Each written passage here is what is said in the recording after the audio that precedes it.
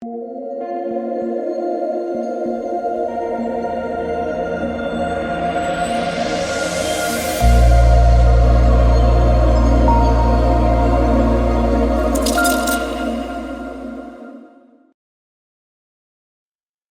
what is going on, guys? It's DK. Back at you at the end of the video here to break down the Wednesday NBA Showdown slate. We have the Mavs, we have the Golden State Warriors, 150K up top. Super excited for this one. If you guys are new to the channel, welcome. I cover Draftkings, NBA Top Shot, Prize Picks, Super Draft. The sponsor of this video is Prize Picks. You can use the code DKDFS for a 100% match up to $100. So if you're a first-time user, take advantage of that. We had a lot of big nights last night, a lot of takedowns. So congrats to everyone that tied for first. Mark with a big takedown, winning $1,600. Jefferson winning $350. Love to see it. Even a free contest, right? First place in the free contest at 20,000 people. Let's see, what do we got here? Like $60 into $1,400. Yeah, a lot of great nights. So congrats to all you guys. Hoping to keep that going. Again, if you guys are interested in Patreon, make sure to check it out. Check it out, linked down below. Cover NBA, USFL, and esports. But really quick, let's go over my showdown lineup here from last night. So last night, I just played the large field tournaments. I didn't because it was just so easy to build out a lineup, and I just didn't want to play the optimal and just hold hands with everyone else that played it. So I went very contrarian. I left $3,000 on the table. I faded Jason Tatum, hoping that Miami would sell out to defend him, kind of like they did in the second half. They didn't do it in the first half, and Tatum was just making some wild shots. And I still almost cashed in tournaments because Low and Peyton Pritchard smashed. Robert Williams was a smash. Derek White, I mean, come on, man. He has been super disappointing last couple times I've played him. Bam Adebayo has also been a ghost out there. He's really not done much in the playoffs. It's just been the Jimmy Butler show. So got the player right in the captain spot. I faded Tatum because I was trying to get different. Again, left $3,000 on the table. Still almost cash, but hey, that is that. So let's talk about this slate. We'll start off with the Dallas side. So you got Luka at the top at 13.4K. I mean, he's going to be a scary fade. I think the only way he really fails here is foul trouble, or if Dallas just gets absolutely destroyed. But I would be pretty surprised about either of those. So, Luka looks great. I don't think we had to spend a ton of time telling you that Luka is a great play in the slate. Now in the mid-range, you have Brunson, Finney-Smith, Dinwiddie, Bullock, and Kleba. So Brunson's the guy with the highest ceiling. He's also the highest priced of that five in the mid-range. I expect, probably 35 to 38 minutes from Brunson. He's kind of just there for me. Same with Finney-Smith and Bullock, right? You expect pretty big minutes for both these guys. Neither have a super high ceiling, most likely getting you somewhere in the neighborhood of like 20, maybe 25 fancy points. Bullock's been struggling a bit of late. Again, really doesn't do much out there besides shoot threes. Dinwiddie is one where he's kind of like boom or bust, right? We saw the boom last game, but we also have seen this. So, he'll be a relatively high usage guy coming off the bench, but if he struggles like he did a few games ago in Phoenix, they can really limit his minutes when he played 16. So, again, Dinwiddie more that high-risk, high-reward play. And then you have Maxi Kleba at 5K, which I kind of like. Golden State, we know, likes running small ball. So I would think Kleba plays somewhere around 25 to 30 minutes. He's a guy that can stretch the floor. So I think Kleba makes for pretty decent value play there. And then on the cheap end, there's a couple guys we'll talk about. So Dwight Powell's 3-4. Minutes for him, I think we probably get some in the neighborhood of like 10 to 15. I know he played 17 and 20 last couple games, but I don't know if this is necessarily the best spot for Dwight Powell against the Warriors. Now, I guess it kind of depends on what Steve Kerr does. Is he going to run Looney out there a ton like he did last game? I'd be pretty surprised if Looney plays that many minutes, but if he does, that would be a benefit to Powell. So, what you could do is, if you're playing Kevon Looney, you're obviously hoping he plays more than people think. And if he does, I think that would not necessarily, but a decent chance that Dwight Powell would play more. So maybe if you're playing Looney, you could pair him with Powell, because I think if Looney gets extended, you could see extended minutes for Powell, right? If Looney gets limited and they go small ball, I think you could look for more minutes for a guy like Maxi Kleba. And then Bertans is 2.4K, so he'll most likely be in the rotation, probably play around 10 or so minutes.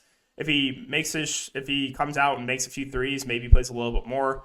right? Like this game, he shot 3 of 4, played 19 minutes. This game, he shot 4 of 6, played 13 minutes. I think on average, you get about 10 minutes from Bertans.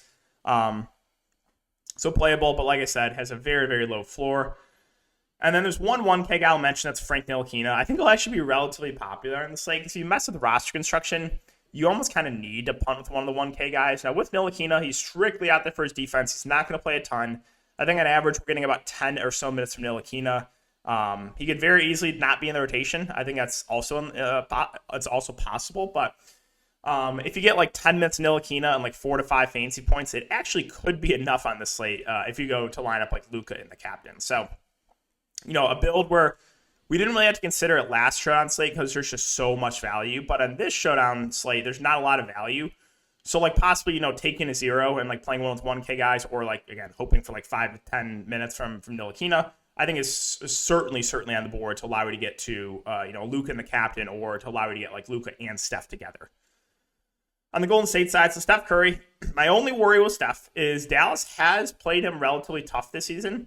And they kind of played him where they will double him when he's bringing the ball up or on the 3-point line. So it does worry me a little bit. It's not going to get me off Steph Curry, but if Dallas plays that same defense where they're just going to double him a lot, maybe slight downgrade to Curry and an upgrade to those other guards like Clay and like a Poole. Like I said, though, it's not going to get me off Steph Curry. I think it's just something you have to consider. Expect 38 or so minutes from Steph Curry. He is very clearly the guy at the highest ceiling, so absolutely no issue going to Steph there. Klay Thompson, we know, has been very boom or bust. 30, 26, then 51. He's a guy that relatively scoring dependent. I mean, he's a decent rebounder, but relatively reliant on those threes. And if you do think Dallas is just going to, double Steph a ton, then maybe you want to look to a guy like Klay or even a guy like Jordan Poole, who we'll get to in a sec. Draymond Green played a lot last game. I don't know if we get 39 minutes from him again. Again, you did have no Otto Porter in that game. I think we're probably getting somewhere around 35 or so minutes from Draymond. He's a guy that, can stuff a stat sheet. He can do some ball handling. I think he's a fine option in the mid-range. Jordan Poole, I would say a little bit more of that boomer bust type play. Kind of like a Spencer Dinwiddie, even though, Poole's a bit pricier coming out the bench. Minutes-wise for Poole, I think if he plays well, he can play 30 to 35 minutes. If he struggles, they could cap him to like 20 to 25. So he's a little bit of a riskier play, but the ceiling is there. Like we've seen some big games from Jordan Poole already in the playoffs. So definitely like his ceiling, but again, he does have a low floor. Wiggins, it's weird for me to say, but I kind of like him here. He's going to probably be guarding Luka a lot. The only issue I'll say is potential foul trouble for guarding Luka, but yeah, I expect Wiggins to be out there almost whenever Luka is. He's probably their best on-ball defender, so I think we get 35 to 40 minutes from Wiggins, and he's played relatively well of late. So it's weird for me to say, but I kind of like Wiggins in the mid-range. And then below that, so below like the top 5 guys, it's all who knows what Steve Kerr's going to do, right? You don't know. Like no one knows what Steve Kerr's going to do, right? We saw, like, for example, Jonathan Kuminga a couple games ago played 24 minutes. I know it was a blowout. The next game, he gets a DNP. Okay. Bielitsa had been getting DNPs, and then he played like 20 minutes one game. Looney had been playing, strictly like around 15 or so minutes out the bench. Last game, 35 minutes, right? So it's like, really, you don't know what's going to happen here. So for me, I would be more willing to go to whoever I think is going to be the lowest owned of, some of these value plays. So 2 guys I know for sure are going to be in the rotation are Porter and Looney. I would guess Looney continues to start, and if that's the case, minutes, I don't really have a good read. Like I said, I think a floor of probably like 12 to 15 minutes with upside of maybe 20, 25 minutes. I'd be pretty surprised if he plays more, but you never know.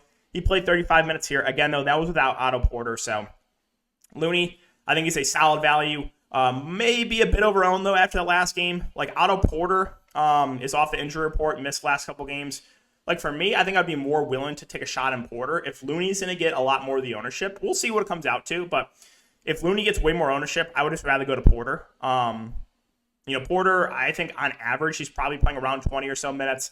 Like I said, though, you never really know with Steve Kerr. So Porter and Looney, we know for sure are going to be in the rotation with the top 5 guys. Other than that, there's a couple guys I'll mention that may or may not play, like a Jonathan Kuminga. Like I said, a couple games ago, 24 minutes. Last game, DNP. Now, with Kuminga, he's a good point per minute guy. So if he finds his way into minutes here and plays like 15 or so minutes on the bench, like I would not be shocked if he's in the winning lineup. Like if you get like 15 or even like 20 minutes from Kuminga, I would say there's a very good chance he's going to be in the winning lineup. So, but also on the flip side of that, he could get a DNP or play like 3-4 minutes. So like Kuminga is another one of those boomer bust value plays. However, if you get on the right side of it and Kuminga plays more than you think and you play him, you could be in for a pretty big night. So Kuminga may or may not be in the rotation. A couple other guys I mentioned. Whoops. Sorry about that. A couple other guys I mentioned here, Bjelica and Damian Lee. So Bjelica, 1K. Again, may or may not be in the rotation.